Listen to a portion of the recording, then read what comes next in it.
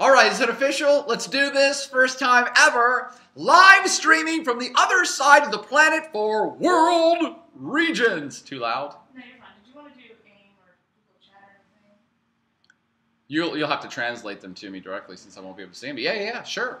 Yeah, people can ask questions. No, let's definitely do that. That's the whole point of this experiment, is that we are trying to be cutting edge 21st century, not just teaching a huge class, because you know what, anybody can do that nonsense. Just put 10,000 people in a course and give them a bunch of crappy information to read and do assignments on. We want to maintain this interactive component, which is why I always encourage people, hey, you online folks, you want to watch it live? Hey, we're going to live stream this from Australia. You should watch this so that you can ask questions to keep that interactivity. Sorry, I know I sound like a broken record with that, but I never want people to think like, oh, he just needs an audience. He's just begging for attention. I'm not. I'm trying to maintain the real deal classroom. And with that, let's go ahead and get to the real deal. If you have questions during this lecture, you can do the standard Google chat me at JOBOYER at vt.edu. That's through the Google. You can also instant message me through GEOG1014. That's GEOG1014. They'll pop up on a screen somewhere. I'm assuming the boss will be able to see it.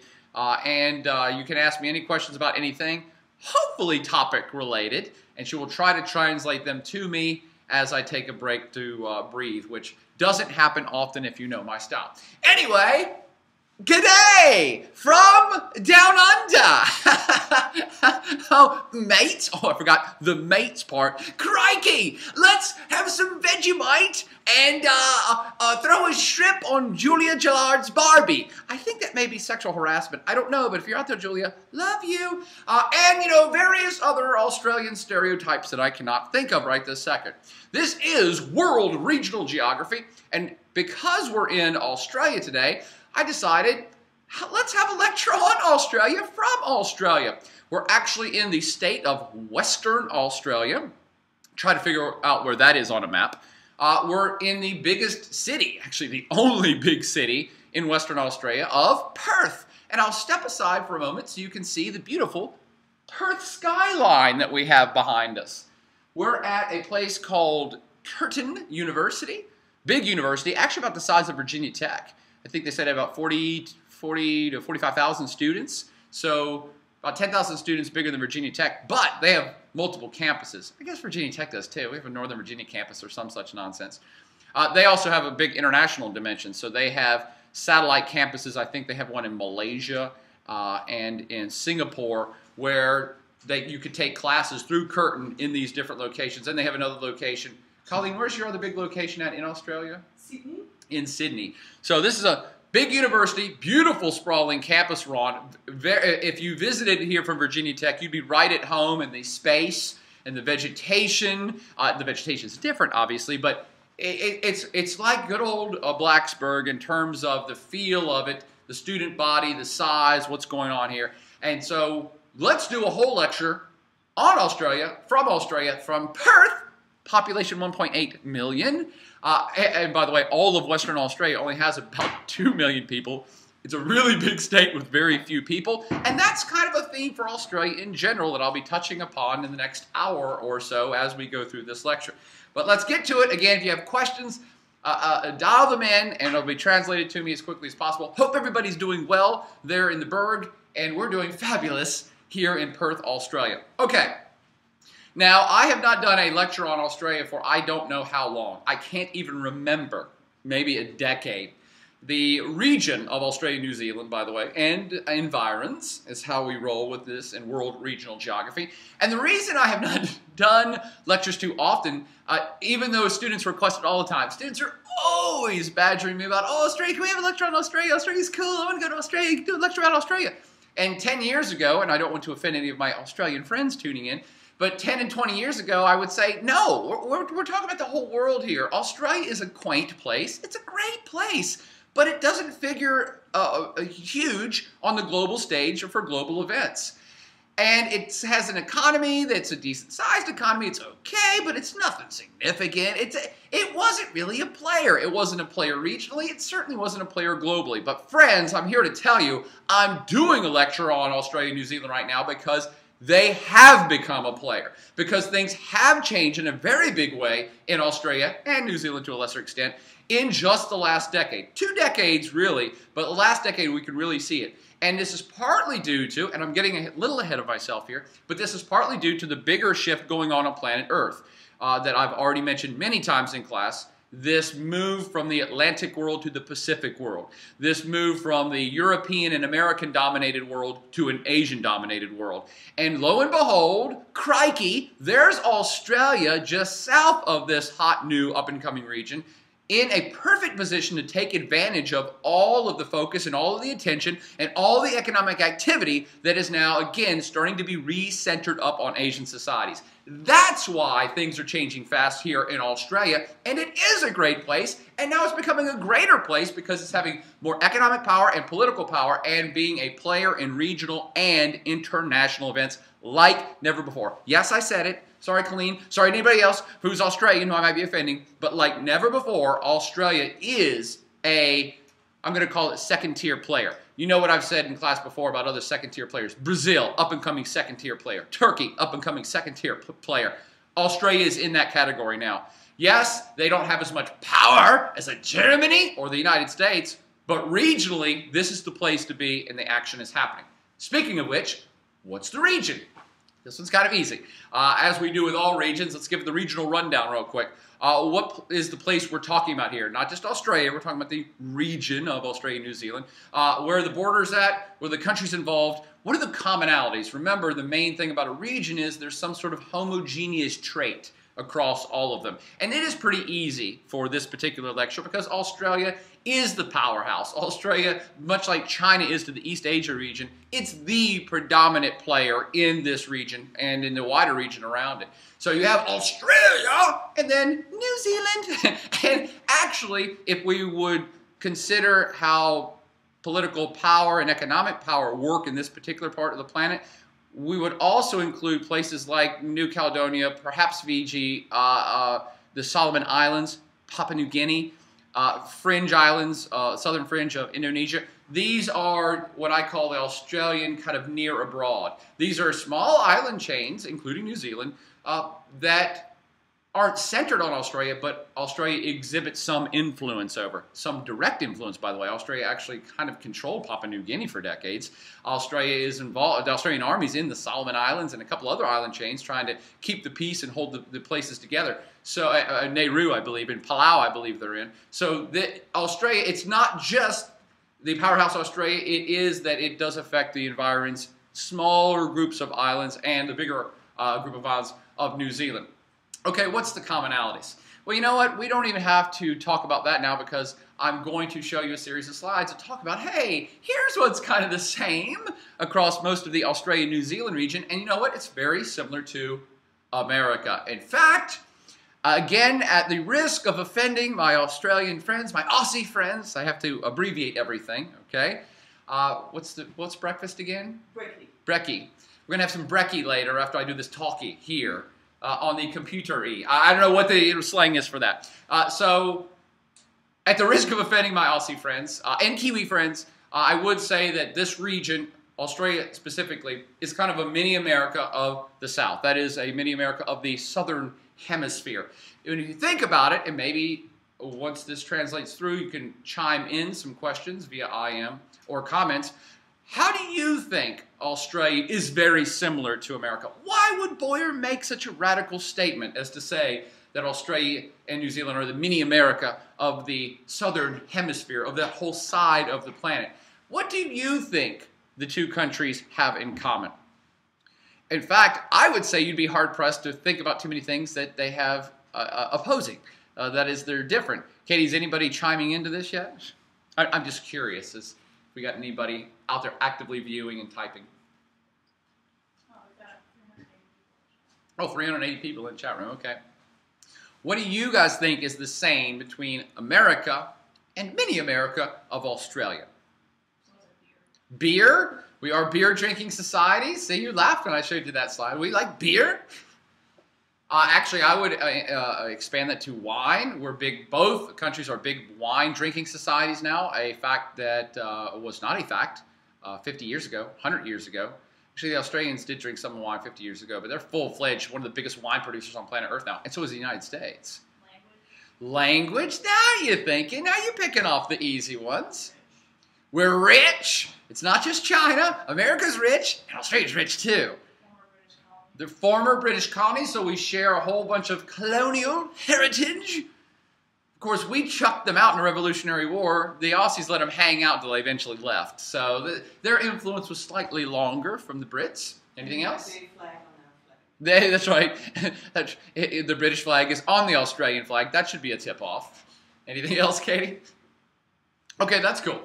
Yes, that and a whole bunch more. In fact, let's play a quick round of America, or mini America. Of the following traits, which one do you think mostly applies to America or mini America, or is it both? Things like most people live in urban areas, or suburbia is what we call it in America. How many of you think that that's a distinctly American thing, that virtually every American lives not in the sticks, not in a rural area, but in a suburb? The number's pretty high here. Like 75 or 80% of Americans live in the suburbs or in a full-fledged city. You know what? Actually, more Australians live in the city than even we do. The number's closing in on 85 or 90% of Australians live in something classified as a city, a town, or an urban area. There is a mythology, of course, that all the Australians live in the outback. No, they don't. By and large, people stay the hell away from those wild areas. They got shit there that'll bite you and kill you and eat you. So it is built into the mythology of what it is to be Australian, but the reality is they're one of the most urbanized societies on planet Earth, much like the United States. New Zealand's in this category as well. How about things that we eat or enjoy? Someone already mentioned beer, but when you think about milk or meat consumption, the United States, we're the beef people, all right? We're one of the biggest per capita consumers of beef on planet Earth. Australia is too, but it's different. I threw in the Outback Steakhouse. Outback's not even an Australian company, is it? That's a total ripoff of, oh, we're Australian culture in a restaurant in America that serves big steaks. They do eat beef here, they raise cattle, but they actually raise way more sheep and lamb.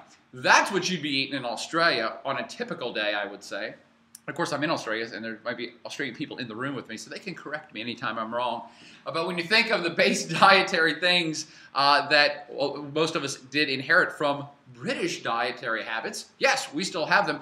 Both these countries are actually big cattle / lamb sheep producers as well, to the modern age. Now we'll get to beer, staying on diet for a second more. Who drinks more beer? The Aussies or the Americans? It's actually almost a dead heat. We, of course, have Budweiser. They have Foster's. No, they don't. If you ask anybody in Australia, nobody in Australia actually drinks Foster's lager. I simply put it up here because it is kind of like the Miller Lite of Australia. No, Natty Light.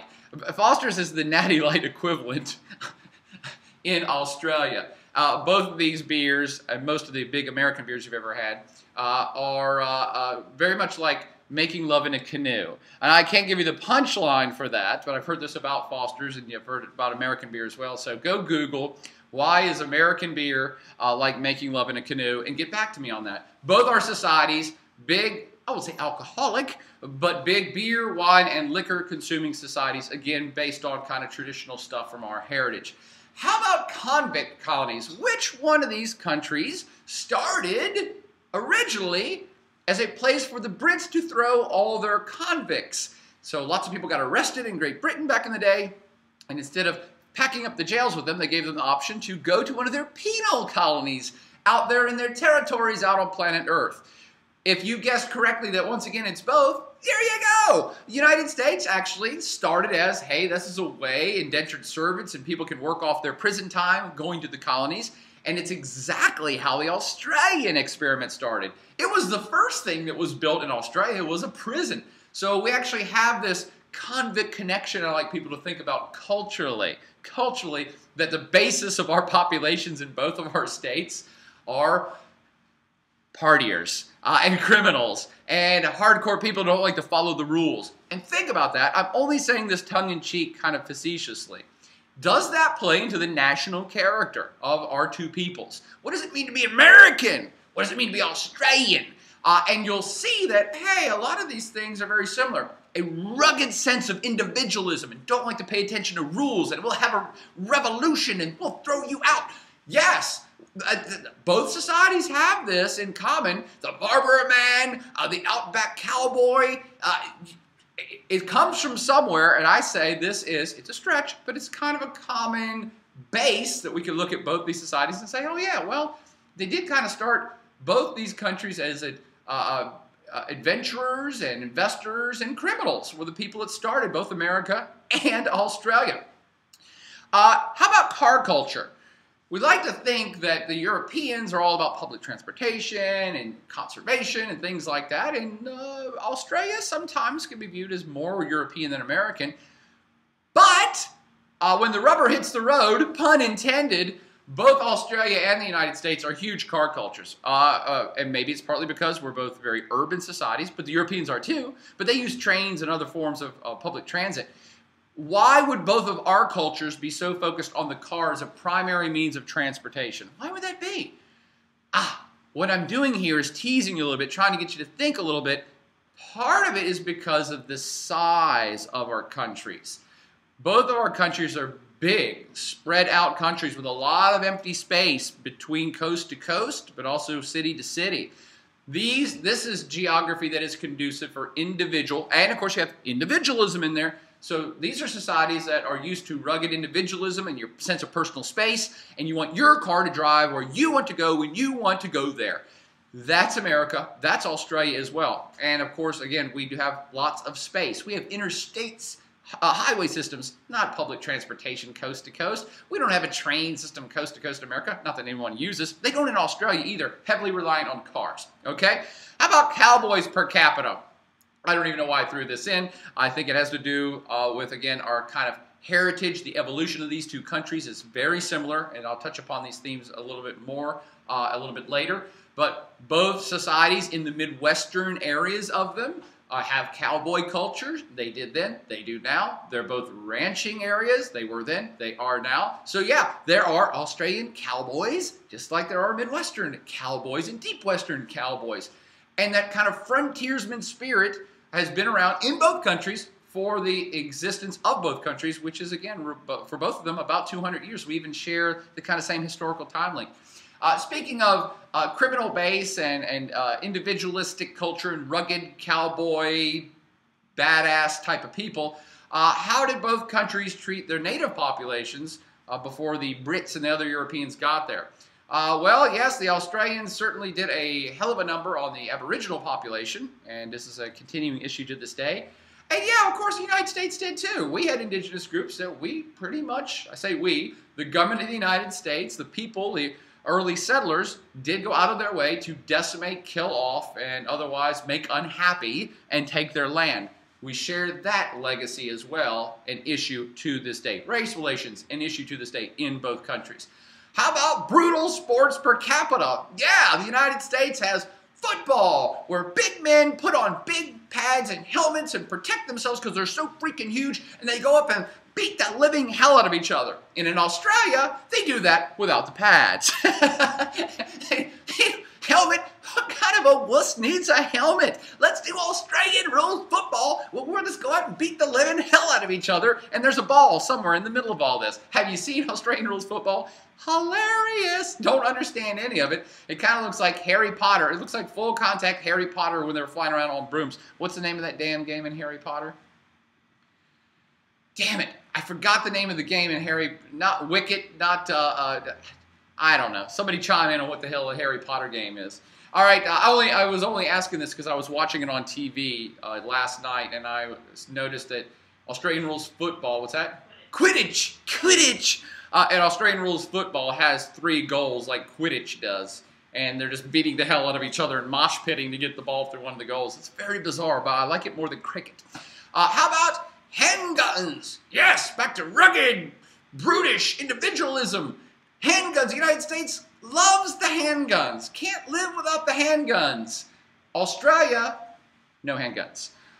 You probably know this. I know anybody who's a big gun fan knows this, that Australia banned handguns. You don't have one. Nobody has one. And it's funny because a lot of gun supporters will say, oh, look at the crime in Australia. Look at hand-to-hand combat crime is like really bad. Knife stabbings are really bad in Australia compared to America. Oh, people beating each other with rocks is really bad in Australia. We don't have that in America. It's because we're so safe with guns. And it's like, no, our murder rate is through the roof because people can just shoot each other. They don't have guns in Australia, so they have to physically beat the hell out of each other if you really have a debt to settle. So this is one area that we actually are different in. And here's another. We don't have nearly the crocodile wrestlers per capita. Of course, we lost the great Steve Irwin a few years back, but we still have Crocodile Dundee around. We have crocodiles in the United States, but nobody really wrestles them. We don't do that. We have reality shows where people pretend to do that. They actually do it in Australia. Again, they're kind of more badass than us in many respects. Crocodile wrestling is one of them. And now let me sum up some of the things that you all already threw out. The similarities between America and mini America. And that is English-speaking societies, white majority, pretty damn wealthy. Wealthy per capita, some of the highest standard of living on planet Earth in both countries. Personal wealth, on average, pretty high in both countries. How much money people make a year is pretty high in both countries. And again, because I haven't given this talk for a decade, I used to say, 10 years ago, okay, but let's look at richest total GDP.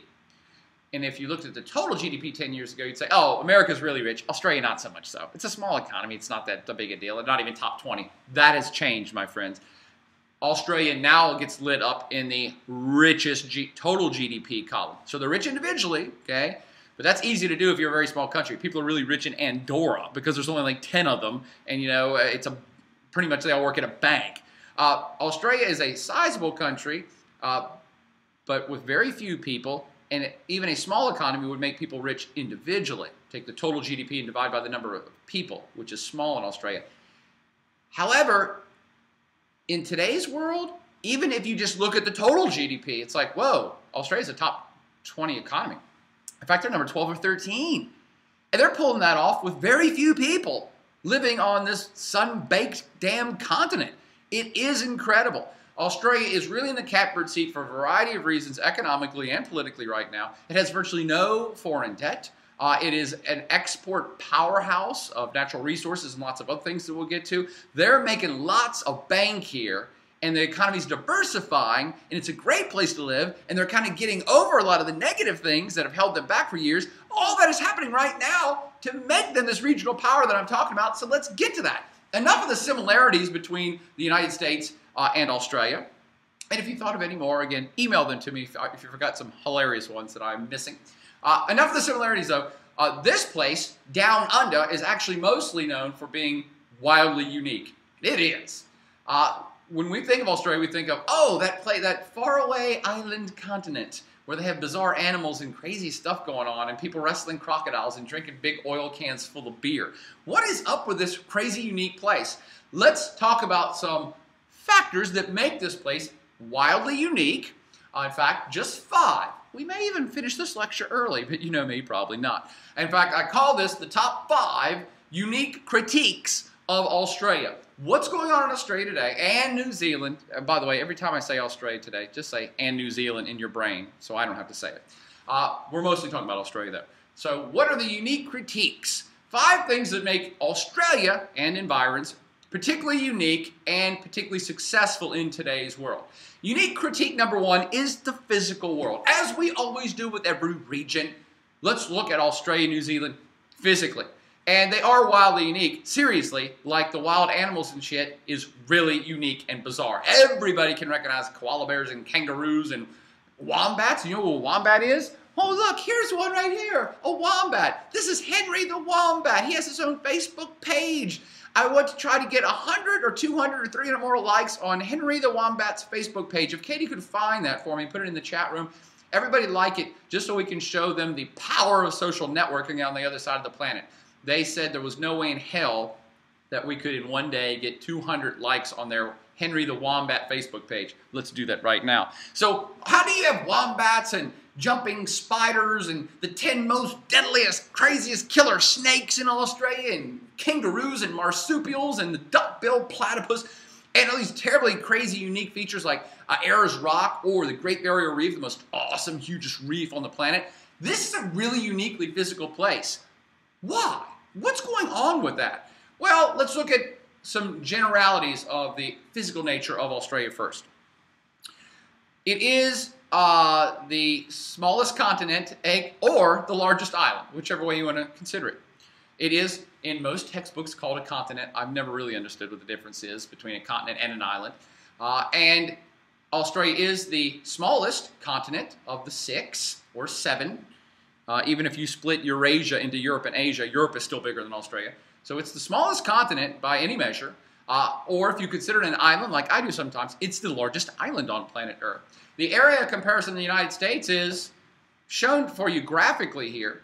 Now, it's maintaining its size proportion, but it's not keeping the latitude proportion or really anything else. So this is just a size-to-size comparison. And what you see is, oh, Australia is about as big as the contiguous United States. So keep out Alaska and Hawaii for a minute.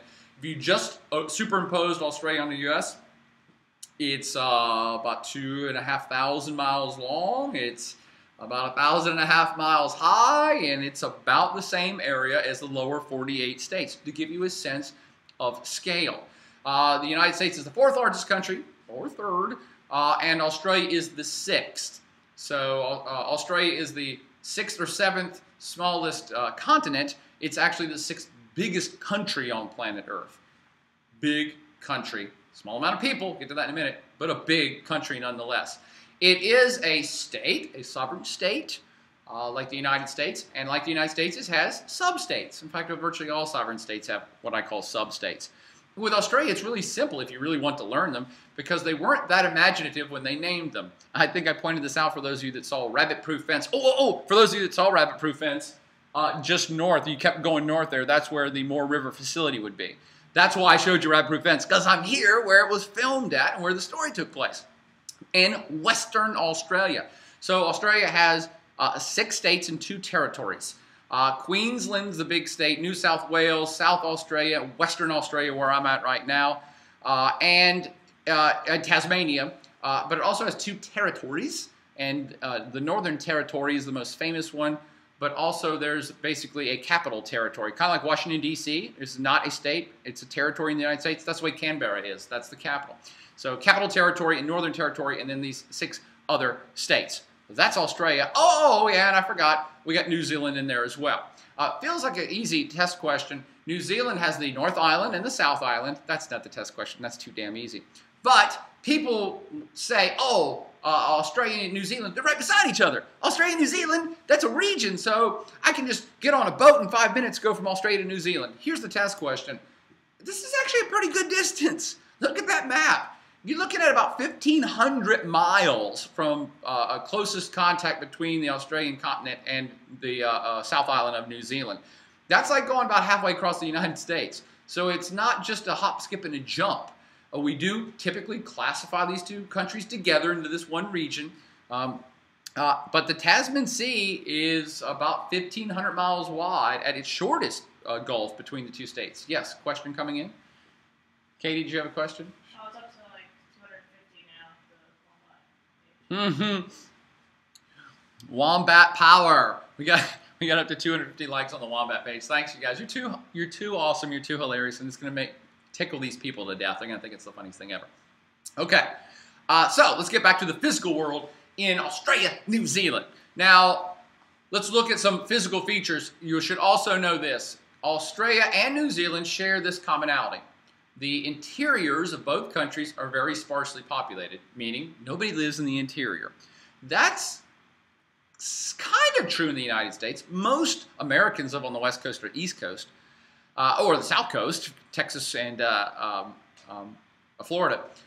And the middle is not as populated. But in Australia and New Zealand, it's taken to an extreme. There's like nobody in the middle of the Australian continent. Nobody lives there. Same is true in New Zealand. Nobody lives in the middle. Everybody lives on the coast. But for 2 opposite reasons. I'll start with the easiest one. New Zealand is like a volcanic origin island group. It's mountainous. Some decent sized mountains.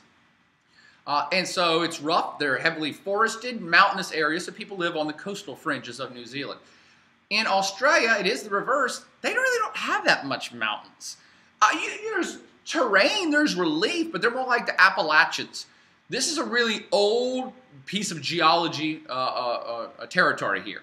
And what I mean by that is it's been, however Australia was created, and I'm not a geologist, so I'm not going to pretend an answer here, but whenever Australia was created, 100 billion years ago, whatever it was, it hasn't really bumped into other places. It hasn't had much volcanic activity, and so what you had is just a wearing down over time for millions and millions of years. So there isn't any high mountain ranges. There's not any big jutting, sharp-tipped mountain ranges. In fact, the Great Dividing Range you see there on the east coast of Australia is anything but a dividing range. It's lower than the Appalachians. I think the high peaks of the Great Dividing Range are maybe 2,500 feet above sea level. And even out here where we're at in Western Australia, you'll get hills and mountains and valleys and stuff, but again, it's very much like Virginia. It's not like the Rockies. In fact, they just don't have high mountains here. It's mostly kind of great big basins. The Great Artesian Basin, and over in Western Australia are great big kind of flat deserts. And speaking of which, most of the interior of Australia is a desert, and that's why they don't live there. Extremely arid interiors in Australia. Again, the opposite of that is New Zealand. It's pretty wet. Forested areas, lush, green, but mountainous. So two similar patterns, but for two different reasons. The mountains and deserts of Australia keep people out of the center of both of these places. Now let me touch upon climate for 1 second more, and I will kind of very quickly just skip over New Zealand. In Australia, this is the burnt continent. In fact, I've heard that from 10 people since I've been here. I've never seen it written down anywhere, but I'm like, yeah, so how do you like our burnt land, our burnt continent? And I hadn't thought about it. I'm like, yeah, I know it's arid, but it really is. It's an arid place. It's closer to the equator than, say, the United States. It's not touching the equator, but because it's closer to the equator, they do have seasonal variation, as I've suggested, in the southern parts, say the southern parts of Western Australia, South Australia, New South Wales. They have 4 seasons. And they, particularly in New South Wales and Victoria, would have climate regimes similar to the east coast of the United States. Similar. But the rest of the whole continent is just a dust bowl. I shouldn't say dust bowl. I don't know, but it is dry. Most of it is full-on official desert. It gets less than 10 inches of rain a year. Some places much less than that. And even on the outskirts of the full-on desert is kind of very short grass scrubland. Not a lot of action going on there either. This is one of the reasons why, if you look at this map here of the Northern Territory, you see the northern fringe of Australia is hot and humid. Borderline tropical savanna / rainforest all the way in that very little tip of Australia that goes way up north there, that's almost to I believe, the equator, and so it's very tropical there. As soon as you get south of that, it just dries out.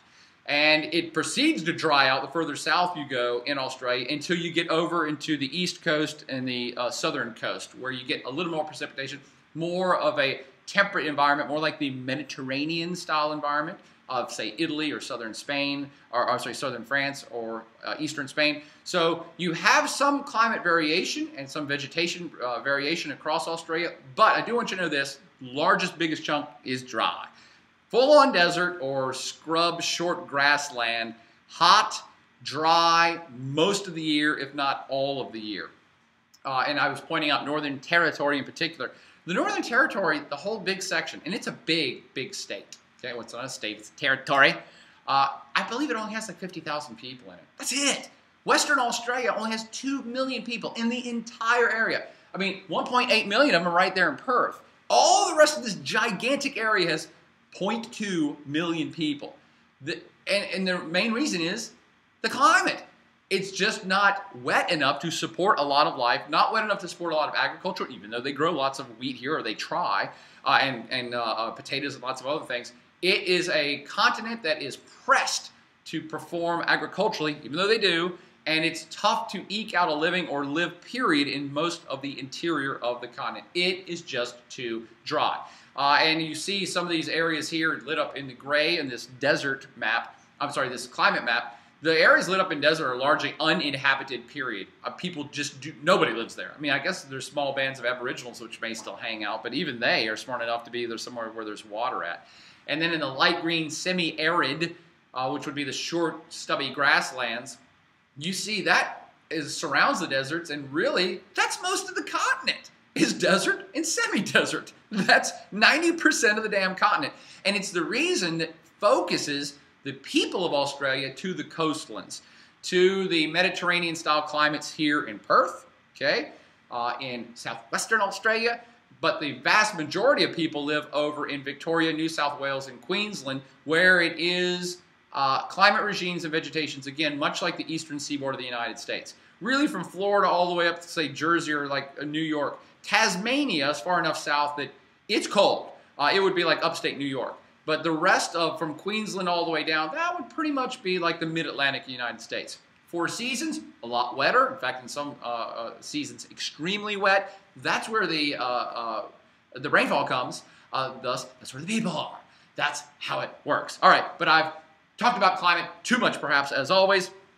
Do know this, though, that Australia regularly suffers through drought. Regularly. I believe 8 out of the last 10 years has been declared drought years.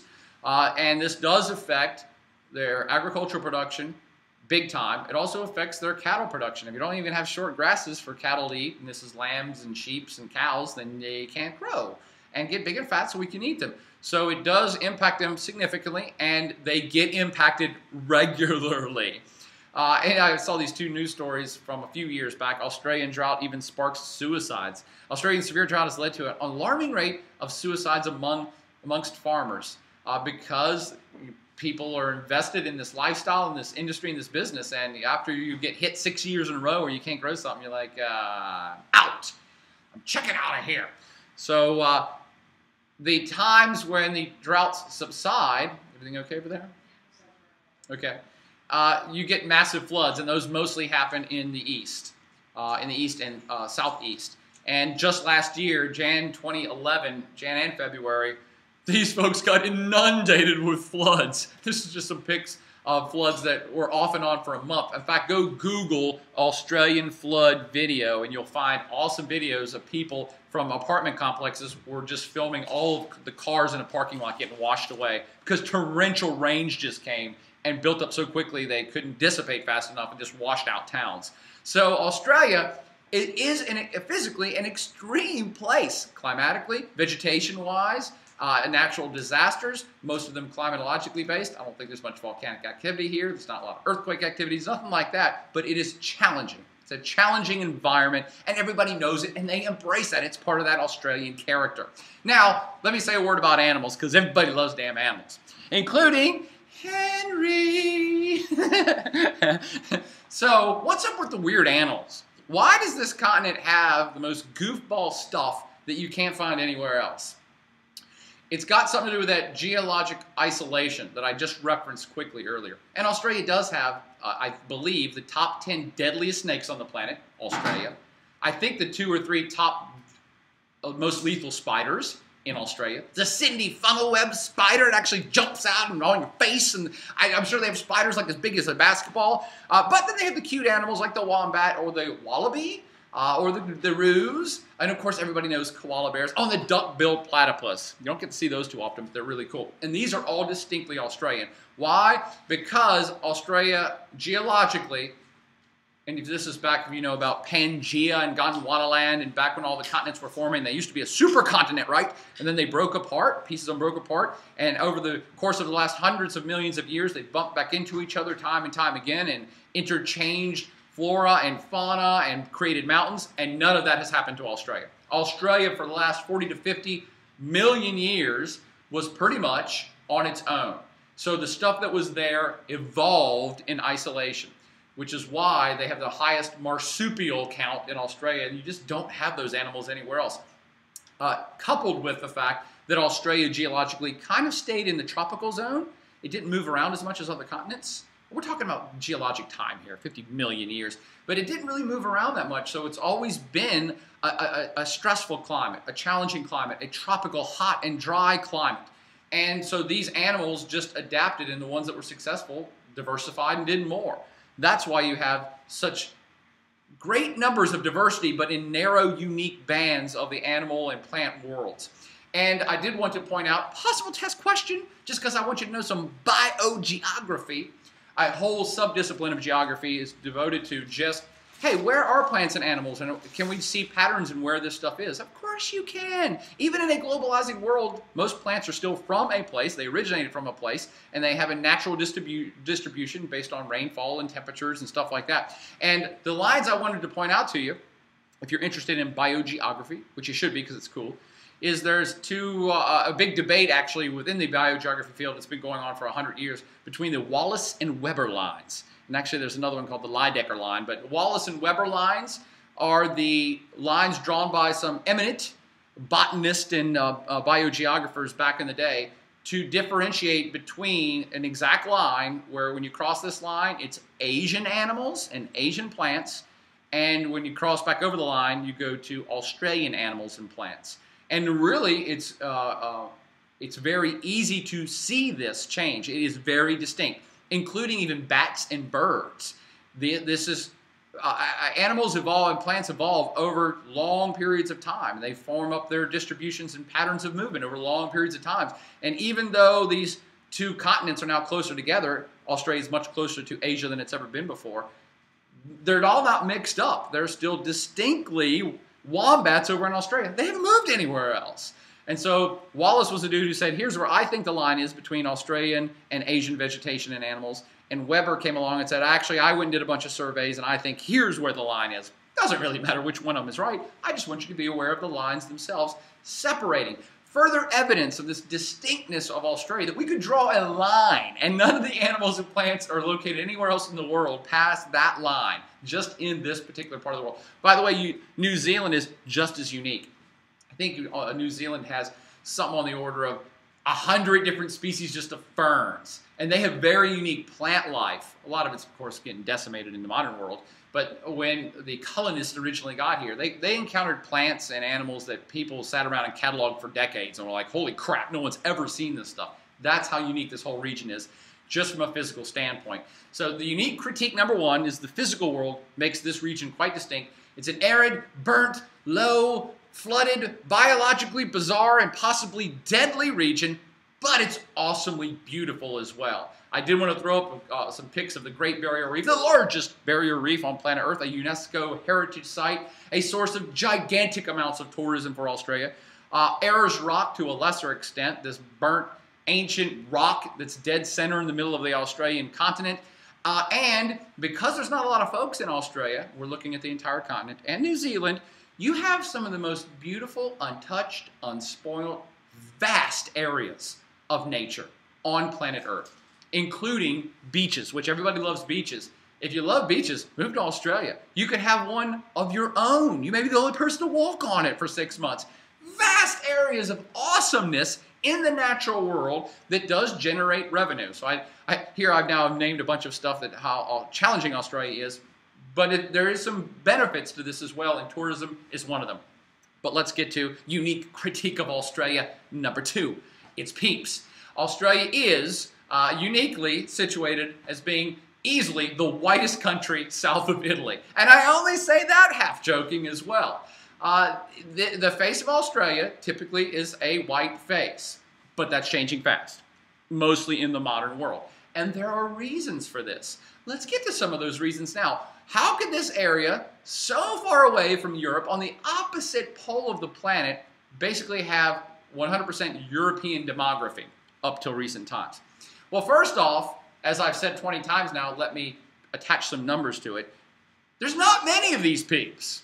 And that makes Australia wildly unique from the get-go as well. You're looking at 22 or 23 million people on the 6th largest country on planet Earth. On the 7th largest continent, on the 6th biggest country on planet Earth, there's only 22 or 23 million people. To put that in perspective for you, especially you folks in Virginia, there's more people than that in Northern Virginia. There's more people than that in the Beltway. There's more people than that on Manhattan Island, all right? 22 million people, that's a big city in other parts of the planet, not a country. So very, very, very small total population. And as I pointed out when we're thinking spatially about this, very concentrated. Most of Australia and New Zealand is pretty much sparsely inhabited, or there are parts that are not inhabited at all. Most people are focused on the coastlines, and for Australia, It's in the southeastern quadrant. That's where the vast, vast, vast majority of people are. Eastern seaboard in general, I believe, probably has something like 90% of the population. Maybe it's higher. Southeast is really the focus of it. You have the capital down there. You've got the big cities like Melbourne and Sydney. All of that down in the southeast. That's where the action is population-wise. And as you see from this map, there are whole areas of the interior. There is truly nobody. 0 people or 2 or 3 people per square mile on average. That's pretty damn empty. Okay? And as we are already iterated to reinforce, a very urban society. Even in these areas that I pointed out, yes, most people are in the southeast. Yeah, they're in major cities in the southeast with not a lot in between the major cities. Yeah, there's more small towns and stuff, but you get over to Western Australia and there's Perth, and that's it. There are some small towns north and south of here, but they're small towns, and there are a lot of distance between those small towns. So not a lot of folks focused on the coastlines, specifically southeastern coastlines. Now, obviously, when we're going to now try to figure out why is the face of Australia European white people, because this ain't Europe. Obviously, the whiteys were not the first people here. We do have 2 different and distinct indigenous groups, we'd call them, in Australia and New Zealand. The Aboriginals here in Australia, the Maori in New Zealand. Both of these groups, of course, were here for 40, 50, 60,000 years. Chilling out before there even was a Europe or before Europeans decided to build boats and go out and take over the planet. So you did have indigenous groups here, much the same way you had indigenous Amerindians across all the Americas. And this is kind of a source of friction even into the modern society that, as we pointed out, much like America's experience with Amerindians as the Europeans came, you have that same story told in Australia and New Zealand, that the Europeans pretty much come in and steamroll over them. But I'm getting ahead of myself. Let's get the Europeans in here first. The Brits and the Dutch don't even show up to Australia and New Zealand until about the 1600s. Did other countries know about them? Probably. The China lecture I gave last week, I referenced that, yes, the Chinese had been around for 5,000 years. They had explorers and naval explorers and people go out. They knew there was a continent down here. They just weren't interested in it. And you had massive amounts of trade in Indonesia, Thailand, Malaysia, over in India. There was a huge Indian Ocean trade for centuries and centuries, a millennia or 2. Of course people knew there was a continent here. There just wasn't anything here they were interested in. I don't know if there's any nice way to put it, but had there been gold or spices or jewels or, I don't know, hot women, somebody would have came and taken it. That's how they worked back in the old days. So Australia back in the day, and New Zealand, remote enough and not obviously resource rich enough for anybody to be interested in it that much. And then you get the Europeans in their rise to power, 1500, 1600. They start going out and colonizing the world and become imperial powers and physically taking over sections of the world. So when the Brits and Dutch show up on this continent 400 years ago, there wasn't much of a fight. Again, everybody in Asia knows Australia's down there, but nobody has a vested interest in it. There's no Chinese or Malaysian colonies down here. So when the Brits roll in, the only people they have to deal with are the Aboriginals, who are technologically wildly inferior. Now, I said technologically. I'm not trying to offend anybody. But you're talking about people who live an extremely simple lifestyle with spears, going up against the Brits, who were at that time a naval military power on the world stage with cannons and guns and horses. And so that's not much of a fair fight. And the Aboriginals weren't much into fighting anyway. So the Dutch show up here first, and they screw around. I think actually here in Western Australia is where the Dutch probably had more colonial action. But the Brits get serious about it in the 1600s, and they start exploring over in the East Coast, and again, face no opposition, face nobody home. And so they kind of officially, by 1770, say, you know what, we're going to take this. This is ours. This is our new territory, and we'll call it Australia. And they moved in very short order after that. The first penal colony was actually built in 1788. So you're only looking at a couple decades after the Brits make it official that they say this is ours, that they are setting up shop. Now, I want to stop here for a second and think about that. Why 1788? 1788. What's so special about 1788 that the Brits would say, oh, we need to start a penal colony? I'm going to take a sip and see if anybody has an answer. Why that date? that the British specifically would be thinking about a penal colony? Oh, thanks. And coffee. I'm switching over. Anybody got an answer yet? Like a 5-second delay. Oh, we still got people in the chat room? We still got 500. All right, we're building the audience. Sweet. Okay. Henry's got like 250. Henry now has 250 likes. Okay, my coffee break's over. Here's the answer. Why would the British suddenly be interested in a penal colony in their new territory in 1788? Where did they used to send their prisoners prior to 1788? That would be America. That's where they used to dump their, create penal colonies and dump the riffraff out of their country. Well, unfortunately for you tea-sipping Brits, we had a revolution in 1776 and said, you can't come here anymore. By 1789 is when the war is over, so the war's not going well for the Brits in 1788. Meanwhile, they're stockpiling up all the riffraff, and they have to look around and say, what are we going to do with these people? Well, can we send them to India? Nah, there's too many damn people in India already. How about over, Australia. Perfect. There's nothing there. Hell, even if they escape, where the hell are they going to go? So it was a perfect place for a penal colony, and that was the start of Sydney, the most major city in Australia. The penal colony was the first thing built. Built a prison built by the prisoners as they got off the boat, and to keep in the theme of uniqueness of Australian culture and how it's similar to the United States, not everybody was condemned to life in prison. Most folks were in a situation where they couldn't pay their bills, so it's a debtor's prison. You can go hang out in prison for 5 years or 10 years, or you can go work on someone else's farm as an indentured servant for 5 years and get out. So the reason I'm telling you this, I want you to know this, is most of the people that came over to Australia originally as prisoners, and this is true in America, ended up being freed and doing their time and then becoming parts of society, the basis for the society. Probably plays more figuratively here than even in America. In America, you had lots of other ventures and people investing and starting businesses and just coming over for religious freedoms. In Australia, it truly was. This is a penal colony. That's it. This is what we're doing. And so the great majority of folks, the first wave of immigrants, if you want to call them that, were prisoners. And again, think about how that plays into the character of the nation even in today's world. Now, I'm going to vastly abbreviate history now, but also tie in how similar it is to America's. Much like America, started in the East, and even though the Dutch had a presence in Western Australia, the Brits very quickly kind of kicked them out and said, no, we're going to claim all this. And much like America, started in the East, and a westward expansion ensued for about 80 to 120 years of eventually, piece by piece, adding in this state, sending out enough colonists to go over to Western Australia and having enough of a presence there and building up a city like Perth. Okay, now that's good enough. Now you're a state of Australia as well. And I believe the Northern Territory was the last chunk that was officially kind of pulled in. I think it used to be part of South Australia, but separated off and became a separate part about 1901, 1902. The dates really aren't of that great consequence. I just want you to think of, well, that's just like America. Bunch of British come here, bump into the East Coast, set up shop, and eventually take over the continent. Again, we had a revolution and kicked them out. We took care of the rest from there. The Australians, a little nicer to their British heritage. So it became that they were so far away, the crown back home, quite frankly, didn't care that much about them. It was like, that's fine. You guys aren't starting a revolution. And even if you did, we're not sure we'd fight over the arid continent that you're on.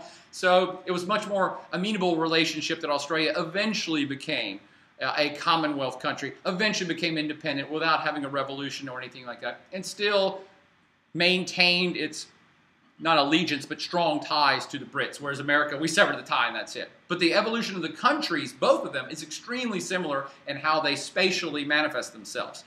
Now, the reason that it happened in both countries shares a lot of ideology. That is, both the Australians and the Americans have a sense of manifest destiny. This is our continent, and God wants us to conquer it, because this is the outback down here, or the Wild West up there, and it's unclaimed territory that's only savages are living on, uncivilized people. So it's our duty to take this over, and it's ours. Again, into the character of both of our societies. Very similar stuff.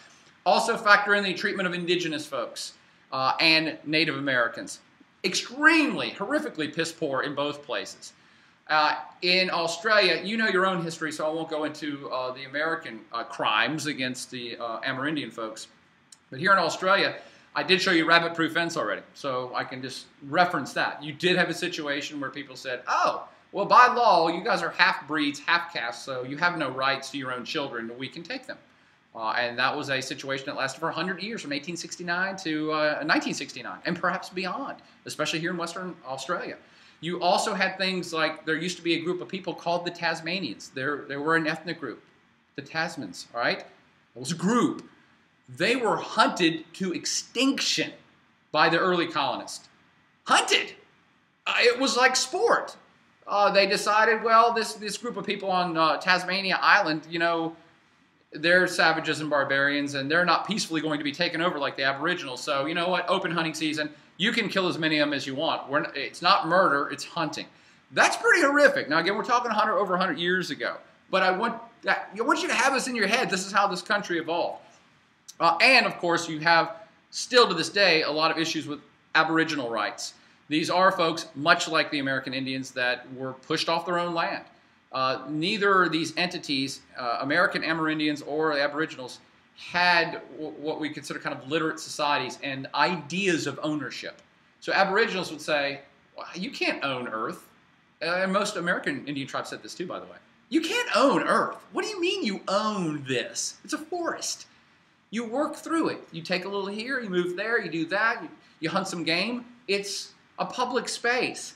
The Europeans really are the ones that said, oh, no, we can map off everything and it's ours. And you don't have a deed? Well, then you have no right. We don't care if you lived here 40,000 years. Do you have a deed? Do you have a flag? Have you planted a flag in it? If not, then it's ours because we have a flag and we're drawing up legal deeds and now get off. So Aboriginal rights, very similar to a lack of Aboriginal rights, very similar to lack of Amerindian rights in America.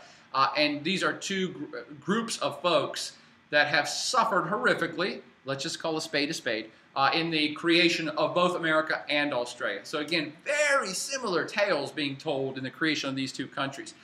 One thing that I will add in, possible exam question as well, although everything is that even gold rushes were shared between our two states, and nobody thinks about that.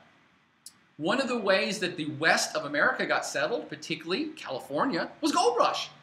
People discovered gold, and there was a huge movement of people across the country to take advantage of, whoa, get rich quick, let's do this. That's how they settled big parts of the Old West, with silver rushes and gold rushes. The same thing happened in Australia, and actually happened roughly on the same timelines. For those that know your American history, the California gold rush was in 1849. Guess what? There was one in 1850 here in Australia that pushed people over to Western Australia and Northern Australia in ways that were unimaginable even decades before, because people said, who the hell is going to go to the Outback? Who the hell wants to go? There's nothing out there. Why would you go? Oh, there's gold? Okay, hold on. We're there. So, similar stories. Yes, there's a question from the chat room. So would Australia be an exception to the whole sovereignty rules because they weren't a superpower, they didn't have powerful allies? Say that again? The exception to the sovereignty rules where... Because they weren't a superpower, they didn't have powerful Oh, no. I'll get to that. I can answer. Somebody asked, is Australia the exception to the rule that I've given you, which is the only way you could maintain statehood 100 or 1,000 years ago was to be powerful enough to defend yourself or have a powerful ally. Australia is powerful enough to defend itself, and it always has had a strong ally. Who do you think Australians' best friends are? Who do you think Australia's #1 allies are? If you already guessed the United Kingdom and the United States, you win. Give yourself some Vegemite, all right? Because we have always been a trifecta of best friends, basically, shared heritage, and one need go no further than know that the British were the most powerful entity on planet Earth 200 years ago, and the Americans are now. So Australia has never been under any threat of foreign intervention or invasion, except World War II. And that would have been a push for Japan to get in here. Of course, Japan was, you know what, let's make it a test question, go ahead and throw it out there. Japan had invasion plans to invade and take over and conquer and absorb Australia. This is at the height of the Japanese Imperial Army. They had already taken over China. They had already taken over Southeast Asia. And there were plans on the table to invade and take over India and take over Australia. Expeditionary forces actually had already touched in on Darwin, which is up on the northern coast. And, I mean, it was known. People were like, no, they're coming. They're coming. Yeah. Sydney Harbour. They were in Sydney Harbour too? 3 rigid submarines in Sydney. Blew up dormitory ship in Sydney. I'm getting information fed to me by a local Australian who said actually there were 3 submarines, Japanese submarines, in Sydney Harbour, and they blew up what? A dormitory. A ship. I had never heard that before. This is why lecturing on location is the best idea ever. So yes, the Japanese did threaten Australian sovereignty, probably the only time it's been threatened. But why didn't it happen? Why didn't it work? Oh, that's right, because Australians' friends, the United States, the United Kingdom, beat the living crap out of Japan. There you go. That's the question. That's the answer. Let's get back to unique critique number 2 of uniqueness of Australian peeps. There's a Come to Australia Second Gold Rush vintage sign I found somewhere online. So that is the basis for how the society evolved. Again, much like American. European influence, European immigration, almost distinctly and solely British immigration from the start. America, of course, started to diversify, and other Europeans from other countries started to come to America. That never really happened in Australia. It was far enough away with limited opportunity 100 years ago that it was very hard to persuade anybody to come to Australia. America's always been the land of milk and honey. Anybody can go there, party and start a business and do great. So people come here in droves. It's starting to happen here, but it wasn't 100 years ago. So it was mostly a British thing.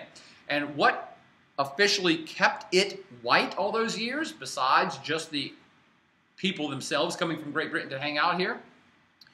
Hopefully you got this question right. When, for those of you that saw Rabbit Proof Fence, and I asked, this was the very last question.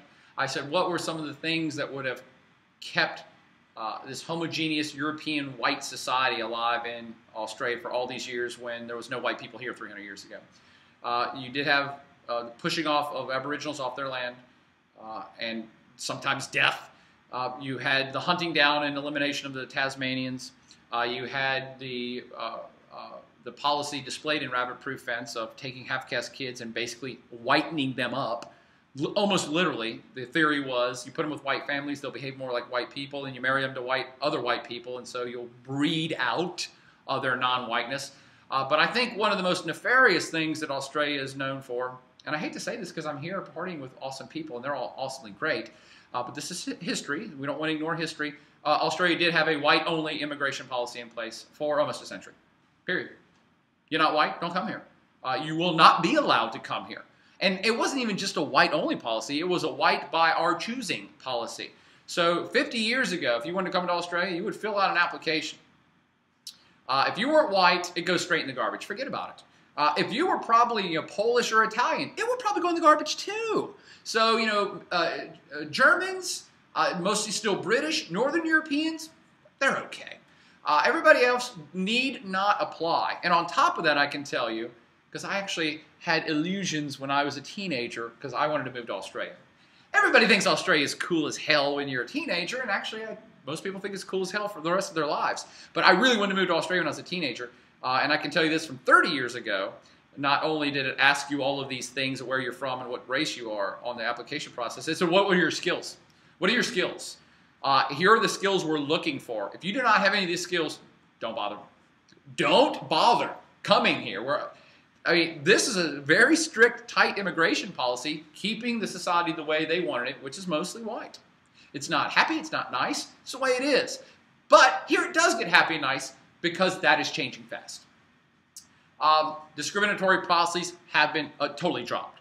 Obviously, they're not taking kids away from their mothers anymore. That ended in 1969, 1970. But also the white-only immigration policy stopped in the mid-70s.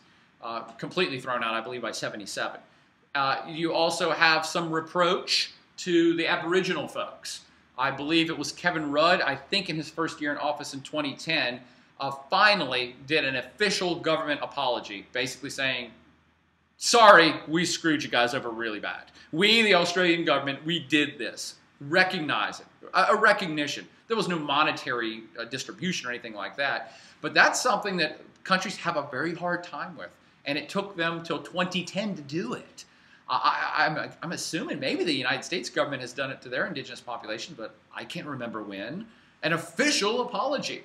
And for those of us that follow these things, an Aboriginal athlete carried the Australian flag into the Olympics, and I can't remember what year that was. Was that 2008? It was a very big deal. It was a very big deal. Again, are there still issues? Of course. It's a race-relation tension. It's a inequality issue.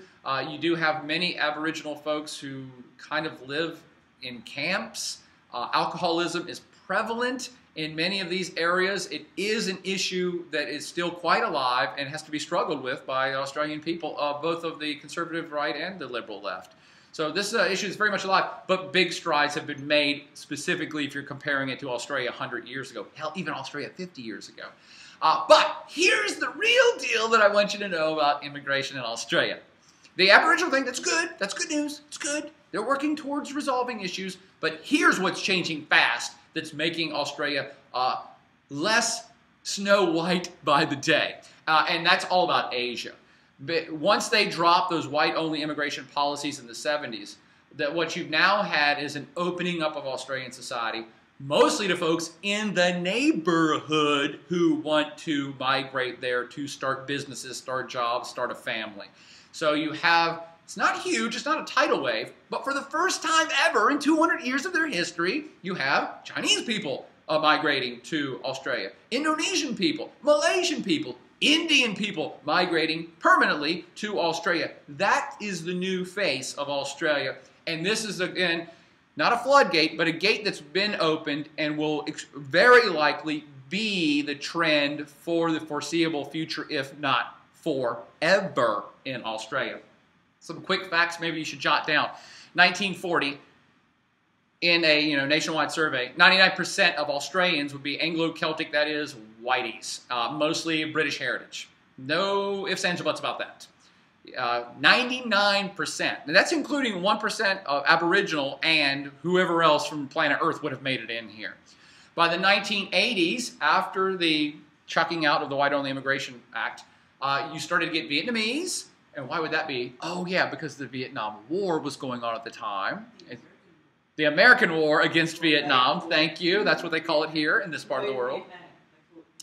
Oh, we actually went to Vietnam and went to the American War Atrocities Museum, which was perhaps one of the best museums I've ever been in my life. And I'm an American, so that was when the Vietnam War for you, the American War for them was going on. And so Australia, like America, was accepting refugees. So that was a big wave of folks. But also Italians and Greeks. And I feel like I want to include this as a test question, but I don't know why. And I only know this fact because it's been told to me by so many people. And Colleen, my local Australia here in the room, Aussie here in the room, I can confirm this.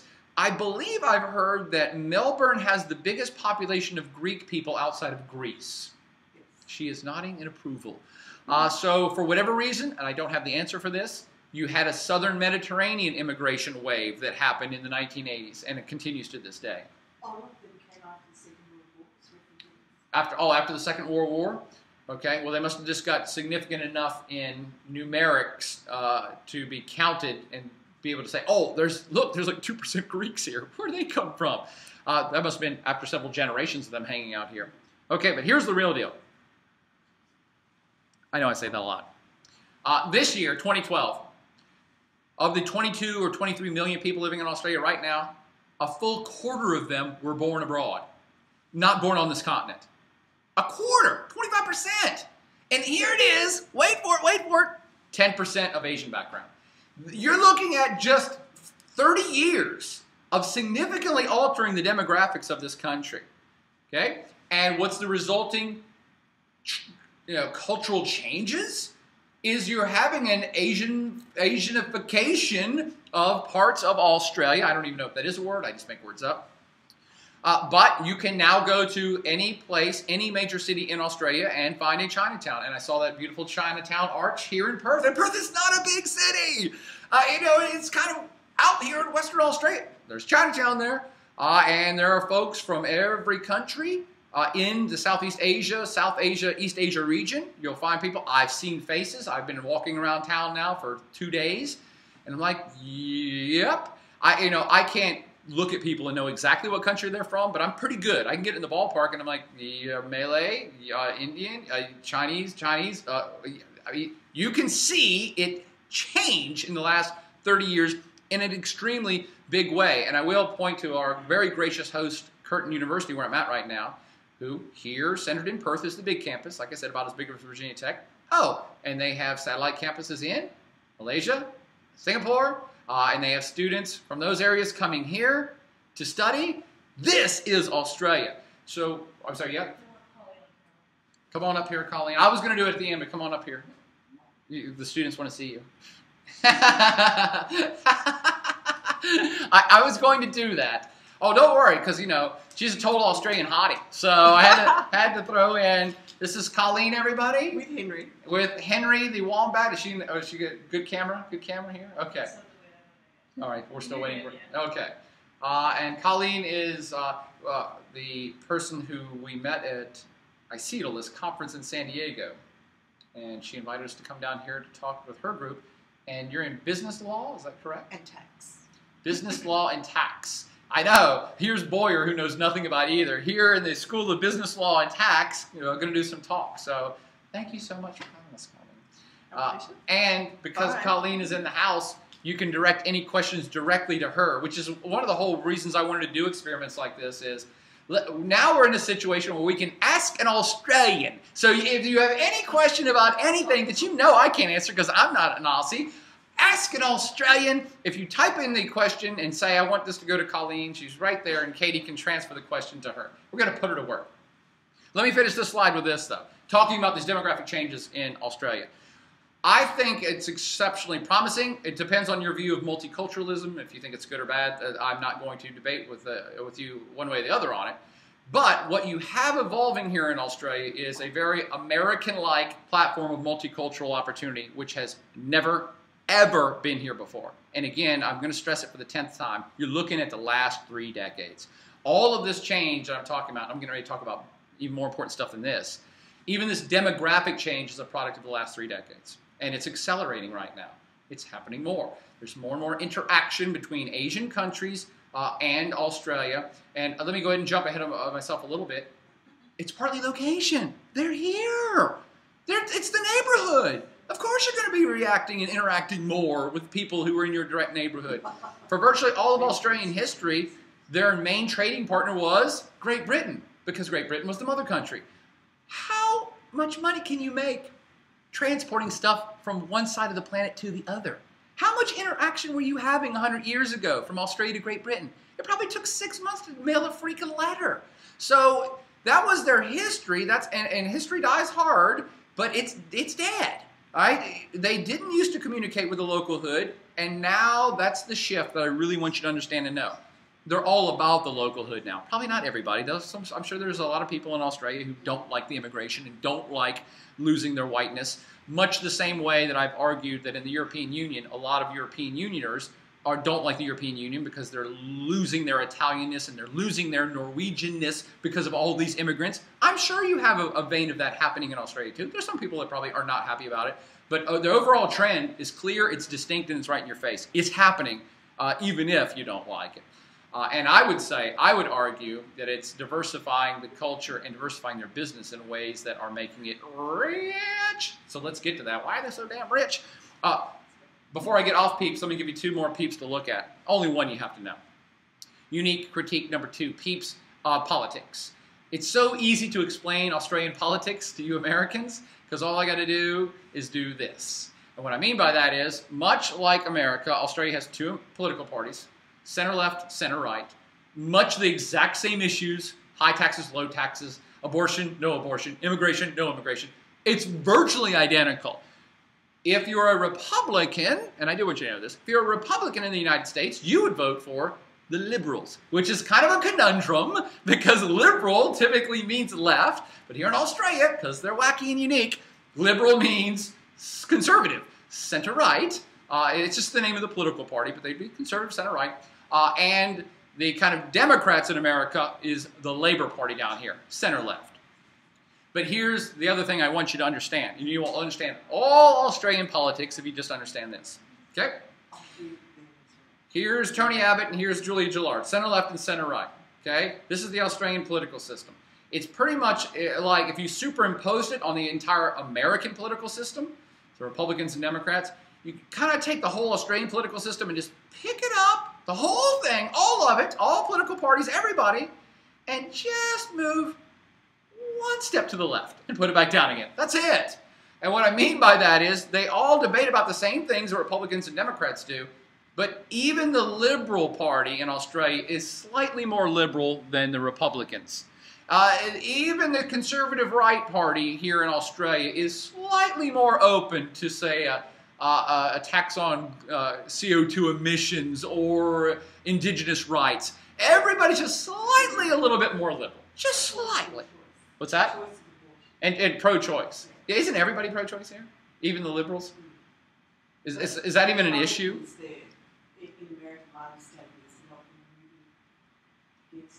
Oh no, we're getting more extreme. Yeah, our society is becoming more polarized.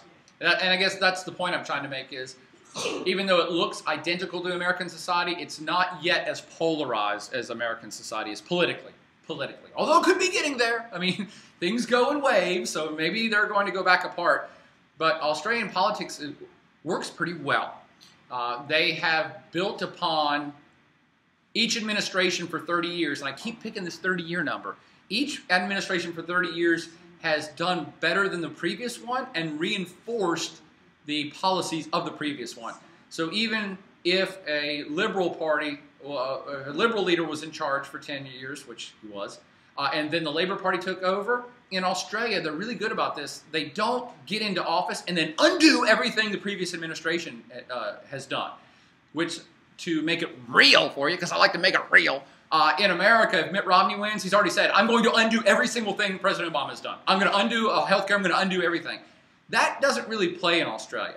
Mostly they say, no, we're all kind of on the same wavelength of tax policy, tweak here or there. We're all on the same wavelength of growth. We're all on the same wavelength of how we think things should be proceeding, but we might modify this a little bit. No one's undoing the last group's work. They're building on it. And that's one of the reasons why they're doing so good in today's world. But I digress on politics when you don't really care because you're already burnt out of politics in your own country. Let's get to unique critique number 3, the Oz economy. The Aussie economy is the kangaroo is kicking, all right? It is on like Donkey Kong down here. This place has been growing and been growing for 20 years. Jot that down. I keep giving you the 30-year number. But they have had 20 years of economic growth, all in a row. Even during recessions, the growth slows a little bit, but they have just been going up and up and up and up. Again, about 30 years ago, they put some policies in place to make this economic growth happen, and political parties keep building on it, and it's working. Okay, so what am I talking about? Australia is the 13th/12th biggest economy on planet Earth. As these other Asian societies rise, Australia may go down in that ranking, but probably not far. It's going to be a top 20 economy for the rest of our lives. Okay, it has some of the highest standards of living on planet Earth. On planet Earth. So now we actually have to digress a little bit from the American comparison. On average, they have higher standards of living here than even in America. They're up there. Usually when you start looking at things like healthcare or literacy or all these factors we measure in society, the Australians are up there with like the Norwegians and the Swiss. They're way up there in virtually all these indicators. We're pretty good too, but not as good as these guys are. The country's virtually debt-free, specifically if you compare it to any other European or American economy. This place is doing wonderfully. Paid off its debt, staying on target. Its money is so sought after as a safe haven for investment that their money is the 3rd or 4th most traded currency on the planet. And again, you're like, but Australia, it's way over there. Why would people be investing in there? Because the economy's doing good, and that's where you put your investment in, places that are doing good and doing good in a stable way. Predictable growth year after year. The bank system here shames the European and American bank systems. One of the reasons why this place has been virtually untouched by the recession, which has destroyed Europe and is still hitting America, is because the Australian government, both the Liberals and the Labour Party, were smart enough to not let their banks be idiots. Where in our part of the world, they're like, no, do whatever you want, banks, it's capitalism. And now we all got destroyed, thanks. So the Australian banking system is extremely tight. I won't say, maybe that's a bit too much to say extreme high average personal wealth, but when you look at average savings per person, average kind of wealth, it is several bumps higher than America and even a lot of European places. So this is a country doing really, really well. They're rich, right? They're doing very well right now. Now, back in the day, a lot of these measurements still would have been high 50 years ago, but for all the wrong reasons. So back in the day, you'd say, okay, well, how do they get so rich? What are they making all this money off of? And I always asked my class, like I'm asking you, what Australian product have you ever had? What have you had? What are the Australians known for making? So you think of Japan, you think, oh, electronics, or even Korea, ooh, electronics, or is it Norway that does Nokia? In America, we do cars, or the Germans do great manufactured products and great cars there too. China does really cheap shit, but they do it in volume and it's really cheap. What Australian, made in Australia, what have you had? What have you bought? What is it? What resonates in your head? And here are the answers. I don't know if you've popped up any on the screen, but here are the answers I've gotten in the past. Boomerangs, Foster's Lager, and didgeridoos. Now, I know the didgeridoo economy kept Australia afloat for decades, all right? In the whopping 20 that were sold every year to tourists. But none of these things are worth virtually anything, and no one in Australia drinks Foster's. It's made in Canada now. Oh, by the way, do you know why it's made in Canada and not America? The only people in America drink Foster's, but it's made in Canada. Why would it be made in Canada? Oh yeah, so they can put the word imported on the label. So you think it's still from Australia, but it's not. Anyway, what big products are the Aussies known for historically? Not much. I don't know of any Australian cars, or washing machines, or electronics by brand. By the way, maybe they exist now, but I'm saying 10 years ago, you could put a gun to someone's head and they would be hard-pressed to come up with any Australian company's name, period. Period. And that's because they didn't make a lot. And they quite frankly still don't. They have manufacturing, but not like other countries that are really rich. In fact, the Oz economy is perhaps its most unique factor of all. And what I mean by that is, how do they make money? How were Australian people rich 50 years ago, even 30 years ago, before the current economic incline? And that was mostly mining. It was mining. This is an exceptionally resource-rich place. And I actually failed to mention this when we were talking about the physical world, and I skipped it intentionally to leave it for here. Australia is exceptionally resource-rich. They got tons of stuff in the ground in Australia. Things like uranium. They're one of the biggest uranium exporters on planet Earth. You need that for all nuke industry. Iron ore. They're one of the biggest iron ore distributors. You need iron ore for steel. They have shit tons of coal, and not just coal, but several different types of coal. Coking coal, that's the type of coal you need to make steel. So aluminum they have, and on top of that, I've already alluded to cattle, ranching, beef, lamb for meat, and sheep for meat, but also for wool, one of the biggest wool exporters on planet Earth. These guys have tons and tons of natural resources, a wealth of resources. Iron ore, coal, uranium, gold, I already suggested with the gold rush. Gemstones, opal, I think they're one of the biggest opal miners on planet Earth. And, jot this one down, coal, I already mentioned. They're one of the biggest exporters of coal on planet Earth. Natural gas. Natural gas is their new game now too. And increasingly, offshore oil. And Colleen, correct me, isn't that offshore oil offshore Western Australia? Offshore where we're at, somewhere off the coast over there. Offshore oil is becoming big. And here's the kicker. I keep mentioning that this is a very unique attribute of Australia. Why would this be so unique? Because all of these things aren't worth much. Now, I didn't give a talk on economic tiers, economic activity. But if you read it in the chapter in the book, you probably know this by heart anyway. Oil is really not worth that much. Coal is not worth very much. Corn is not worth much. Cattle are not worth much. They're what we call primary economic activities.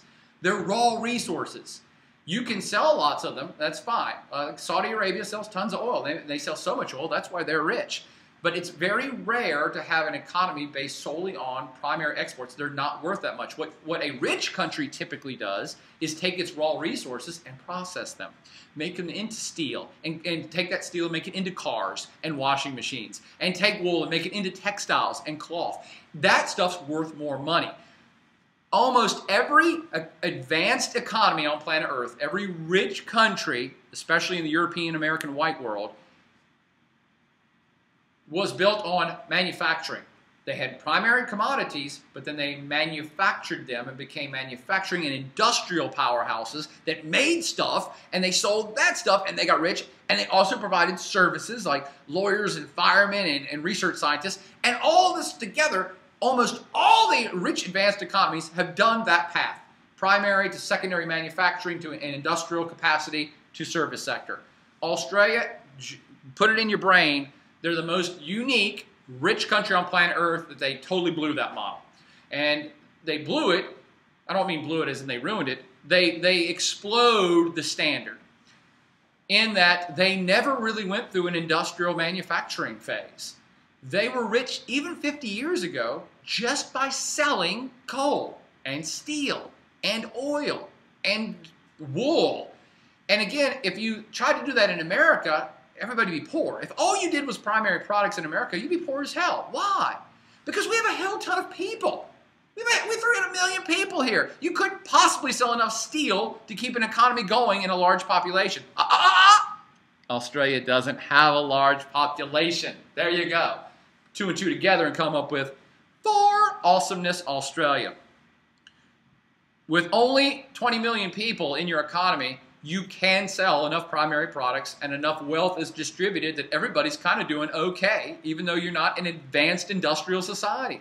They got away with that for a very long time. And quite frankly, they could still get away with it. Yeah? What happens when their resources are depleted?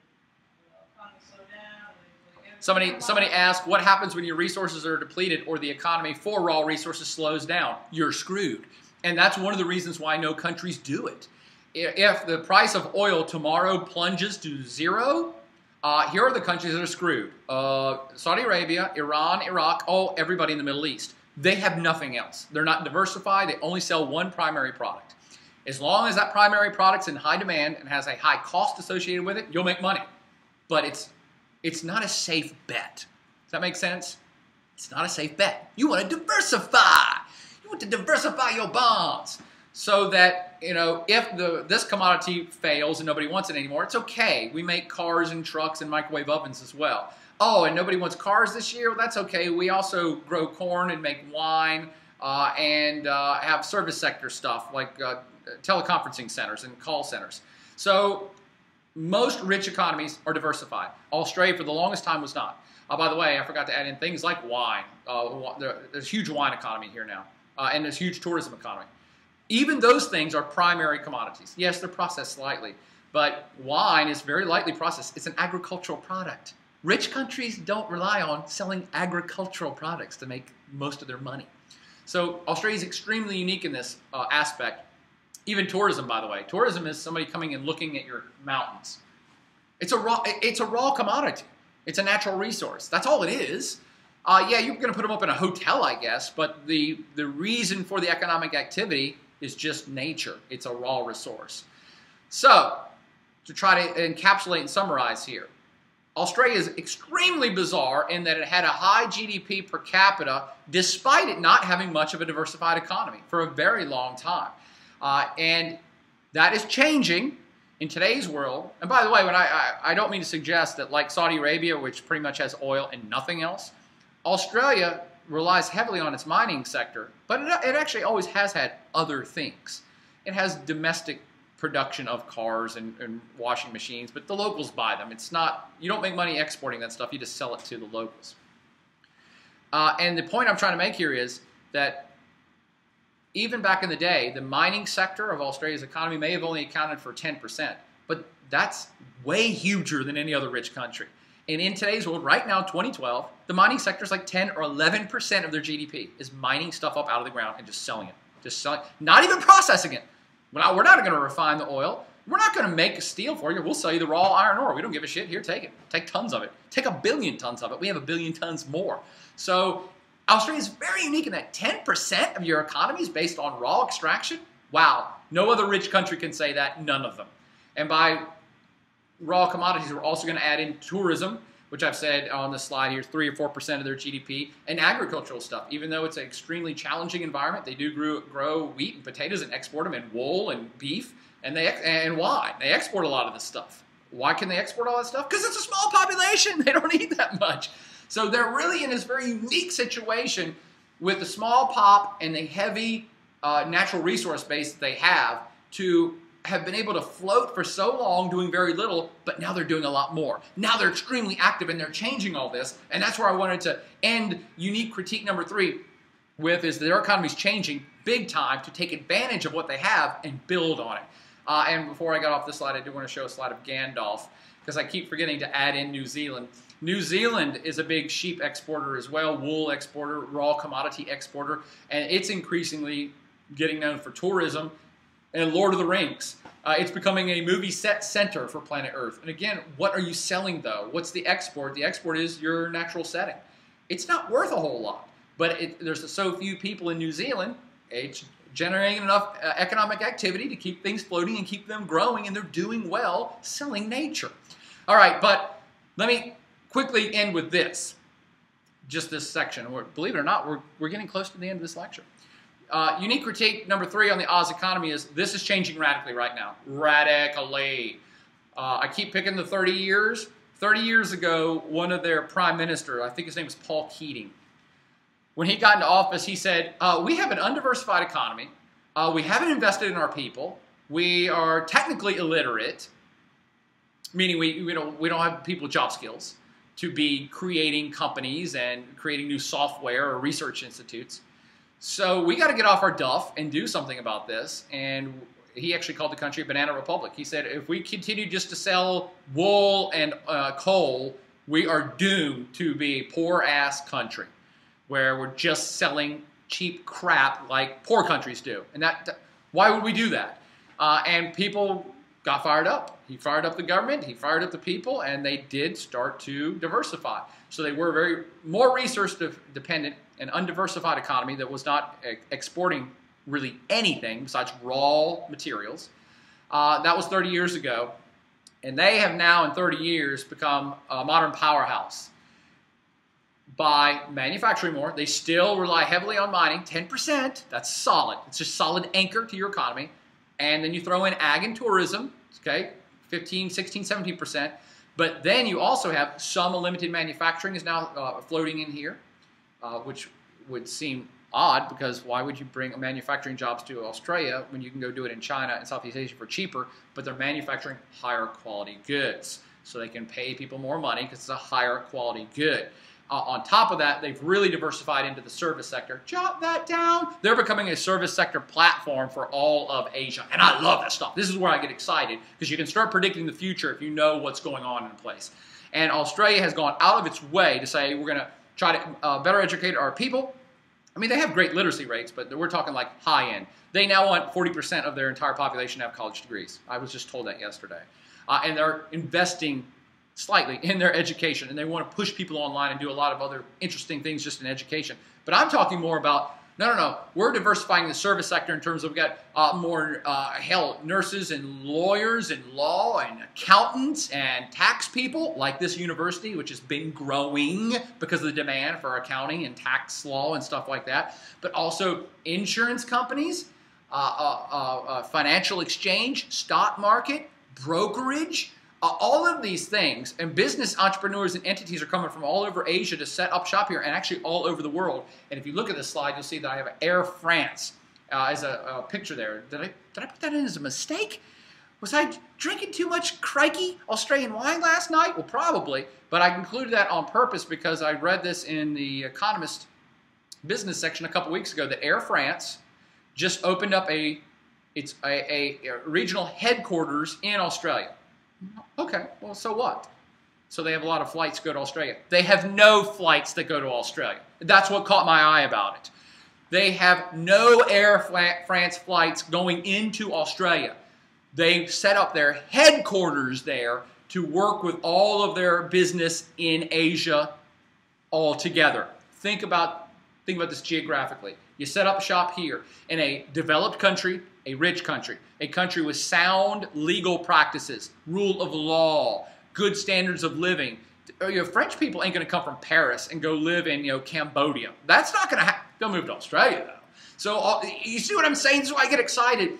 This is the new Australia. They're cultivating foreign direct investments and entrepreneurs and business people to come here to set up shop to deal with the changing world that has Asia as a focus, and Australia is close to Asia. That's what's so awesome about it for them. I don't know if America's going to fare too well in this.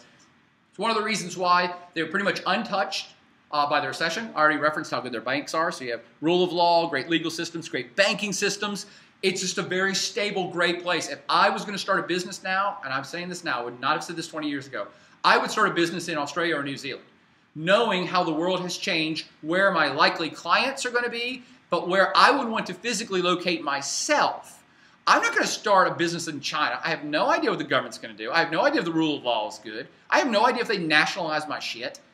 They're not going to do that in Australia. That's why it's becoming a regional powerhouse hub for all international business, not just the Asian ones. Does that make sense? Okay. And that leads me to unique critique number 4, location, location, location, location. It's all about the location. Are you okay over there? His bird is like in the window, like trying to... Bird. Crazy ass birds down here. Australia has perhaps one of the best relative locations on planet Earth right now to take advantage of this Asian shift of which I've been speaking many times in many lectures. What better place? Like, I won't say it all again, but think about it as a platform for a successful business from any country on planet Earth to set up shop, knowing full well sound rule of law, sound banking, sound everything. Cool. And it's close. It's close by my regional carrier or my business contacts or my sweatshops in China that I get the raw materials from Brazil and India. And Australia's right in the center. Location, location, location. It's the secret to its current and future success. The tyranny of distance, in quotes there, is now turned on its head due to the rise of Asia. What I mean by this, and you should probably jot down tyranny of distance. I know I got 5 minutes. Got 5 minutes? Yes? All right. The tyranny of distance is what held Australia back for a very long time, along with their culture. So it was a double tyranny of their own making and distance. And what I mean by this is they used to only trade with Europe. They trade with the mother country. They would only send their stuff to Great Britain. Great Britain really didn't even want any of their stuff. And it took 6 months to get there. And other European states, and America for a very long time was Australia's main trading partner. All these places are very far away. And they were particularly trading partners with the Europeans because of cultural bias. They're like, well, hell, all the Asians are poor. They're not going to buy none of our shit. We can only sell to rich countries. And those are these fellow white countries that are very far away. The tyranny of distance was that they simply could not get ahead because they could not sell anything cheap enough because the cost of shipment was so high. So they had lots of iron ore 100 years ago. You couldn't possibly sell it to anybody. By the time you shipped that stuff to Europe, you were tripling or quadrupling the price of it. It could not be done. All right? So in today's world, though, I'll pick on iron ore and coal. These are commodities, raw commodities. They're not worth a lot. Australia couldn't give them away 50 years ago because Asia wasn't using them as much, and America has coal and steel, and Europe is too far away. You couldn't possibly ship a whole container full of coal to Europe and get your money back. You would be paying money. You would lose money. That's the tyranny of distance. That's not true now. Who has the highest demand for iron ore and coal right now? And for those of you that don't know what I'm talking about, iron ore and coal are what you need to make steel. Steel is what you need to make buildings and cars and washing machines and every other manufactured industrial product. Who needs that stuff now? China. China, Asian countries, Japan, Taiwan, Thailand, India. All these countries are developing, getting richer, and manufacturing sector and industrial sectors are growing, and they have a huge demand for iron ore and coal. and uranium and gold and aluminum and everything else Australia has. But I was just picking on these two. Now, in this world, who cares about distance? This stuff is close. It's very close by. So Australia is in this awesome position that, you know what, Brazil may sell iron ore cheaper than Australia, but Australia's closer. So by the time you ship that ship from Brazil, okay, now your product is more expensive than mine.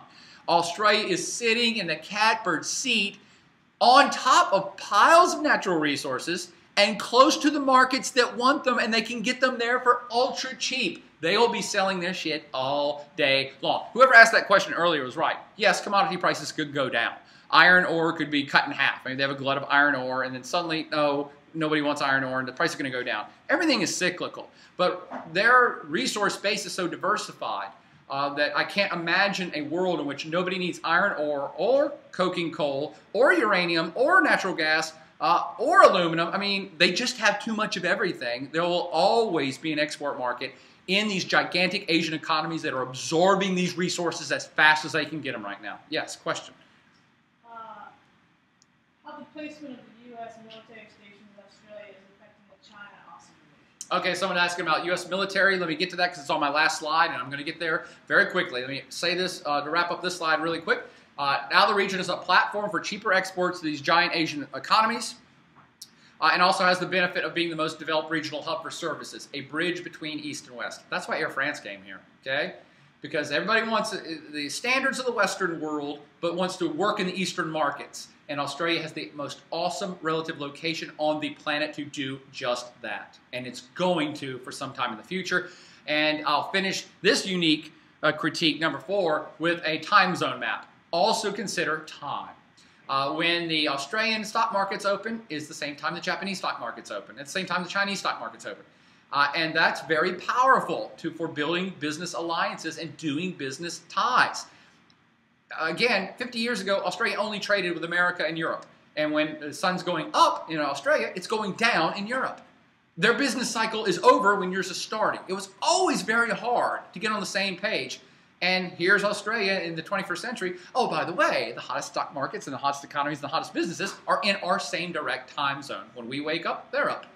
And thus, this. Okay? And with economic power comes political power. I only want to reference this slightly because I'm running out of time. Australia, because it is the giant in the neighborhood now, I mean, Indonesia's a bigger country, and China, of course, is a way bigger economy. But for the regional hood, Australia is the power player. And with economic clout comes political clout. And I referenced earlier that there are Australian troops in places like Tuvalu, Solomon Islands, even Papua New Guinea. Australia has now found itself as something of a sheriff of Southeast Asia, of the Pacific realm. In fact, George Bush, our previous president of the United States, actually called John Howard, who used to be the Prime Minister of Australia, called him at one point the Sheriff of Australia. I'm sorry, the Sheriff of Asia. He meant it as a compliment. He was saying, oh, we love Australia. We're a huge ally of Australia, and Australia is a stabilizing force for good in the Pacific and Southeast Asian realms. They're kind of like America's the sheriff of planet Earth, and Australia's the junior sheriff, the deputy of Southeast Asia. And this really pissed off a bunch of Asian countries. They're like, oh, what? Yeah, you try to bring your deputy ass over here and mess with us, you'll see what you get. So even John Howard was like, thanks for the compliment, I guess. But it does kind of hold true. Australia, by its economic clout and power and its wealth and its position, is kind of in a position of having to help out these smaller, quite frankly, don't even know why they're countries in the Pacific realm. Papua New Guinea is a place that's been falling apart for 50 years, and Australia's had to go back in and kind of help prop it up and stuff multiple times, and that's something that's going to happen and probably increase in the future as well. But I need to finish this lecture because I'm going on to another lecture at another place. So unique critique number 5. Let's strike the balance in the 21st century. Everything now that I've talked about for an hour and a quarter, all rolled up into one. The final unique thing about Australia is that unlike any other country on planet Earth, and I'm being completely openly honest about this, this is going to be a challenge. But unlike any other place on planet Earth, Australia is going to have to figure out a way to strike this east-west balance. And what I mean by that is the obvious now, all rolled into one. I've talked for half an hour about how Australia is turning to Asia to do business, turning to Asia as a consumer client, turning to Asia for interaction, turning to Asia for immigration. It's becoming more Asian. It's in the same time zone. It's in the same everything. Asian economies are where the action is. Duh, it's becoming Asian.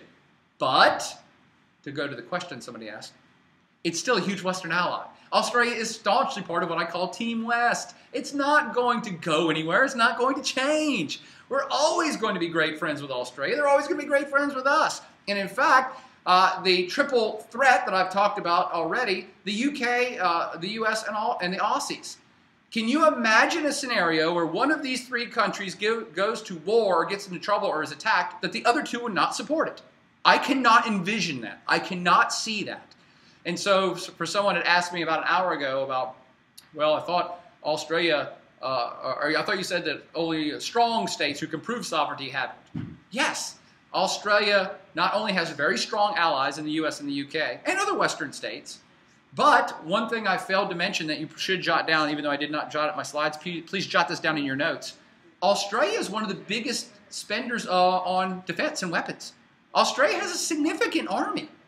They've got battleships. They don't have an aircraft carrier, but they have battleships and radar stations, and they spend a good fair bit of money on national defense, and they have active soldiers, and they have for 100 years, which brings me to the next thing. They've backed the United States, and I believe every single war the United States has been in for 100 years. I used to think that about Canada, but then a Canadian corrected me and said, no, we didn't do Vietnam, and we didn't do this. Australia has. Australia has had troops in the Korean War, the Vietnam War, the American War, World War I, World War II. In fact, if you want to see the most awesome, one of the most awesome World War I films ever, Mel Gibson's first film was called Gallipoli. And it was about, it's very strong in the national character of Australia, I think. Very proud component of national character in that a contingent of Australian soldiers get pinned down in Turkey fighting the Turks in World War I and just got slaughtered. I mean, it's one of those kind of tragic tales that people are proud about because of the valor that was shown by people who all died, and they all knew they were going to die. So the point is that Australia's in Afghanistan, Australia was in Iraq. I love this image I found. This man is your friend. He fights for freedom. He fights for the United States. They have backed the U.S. in every single play. And do you not think that that's not going to come back to benefit them in the future? Can you imagine Australia being attacked by anybody in the U.S. not defending them? Well, I don't think so, because they have this. Know this for the exam. They have something called ANZUS, the Australia-New Zealand-United States Security Treaty. It's kind of like a mini NATO. It's a defense pact that pretty much says, in not such extreme terms, but pretty much says, we're all working together here. We're all working together for common defense. If you guys get in trouble, we got your back. It doesn't say, if you're attacked, we swear to God we're going to come kill everybody. But it's a defense strategy that says, by the way, we got your back, and we always will. And someone referenced this early. You also know from my previous lectures that the United States is opening military bases for the first time ever in Australia. Darwin is hosting the first ever U.S. soldiers on the ground in a permanent base. That when it was initially announced 2 years ago, they said, oh, it's just going to be like 40 soldiers. And the last time I heard it was like, no, it's going to be like 4,000 soldiers. So they're upping the U.S. presence. And this was reinforced when Prime Minister Julia Gillard went to the United States about 8 months ago and talked to our Congress and got 6 standing ovations when she mentioned about how awesome that the Aussies think America is and how we always had your back and we always will. And the United States says, yes, we love you too, and we've got your back as well. Don't worry about it, Julia. So in summary, to finish, Australia is in this bizarrely unique situation where it has to have trade with China. And I should say Asia. Has to happen. China being the main one. It has to maintain its U.S. love. It will have to straddle this line exceptionally carefully in the coming decades. Think about this. As the U.S. is declining in power and China rises, Australia is here right in the middle. It's the only country. It's right in the middle. It has to kiss enough Chinese ass to do business and enough American ass to make sure that it keeps in the good grace of the U.S. in case China gets too powerful. Even having the U.S. bases in Australia probably offended some Chinese government folks. Surprise, surprise. And anytime that Australia starts to trade too much or do too much with China, then the United States gets jealous, or maybe the UK does. So they're in this very unique situation that they have to walk a fine line, and they will be for some time. What would Australia do if the US and China go to war? What would Australia do if China and Japan go to war? And this is something that's been in current events. Side note, jot this down, Australia and Japan signed a mutual defense pact 2 years ago as well. So you have this kind of Team Pacific, I call it, building of alliances between U.S. and all of our allies, including Australia, Australia being, quite frankly, one of the most powerful components of it, to counter a expanding and possibly aggressive China in the future. So there you go. That's what I got for Australia. I hope you enjoyed the lecture.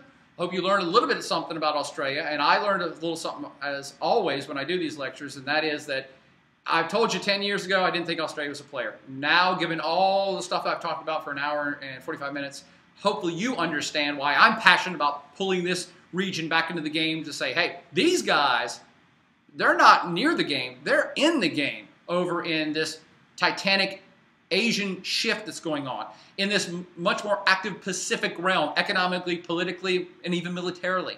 Australia is a regional power of significant note, huge U.S. ally, huge supplier to the Chinese market, a platform for demographic diversity, and a great platform for business entrepreneurship, and a bridge between the East and West that has to straddle the line carefully. But for now, good day, mates, and we'll see you back on campus next week.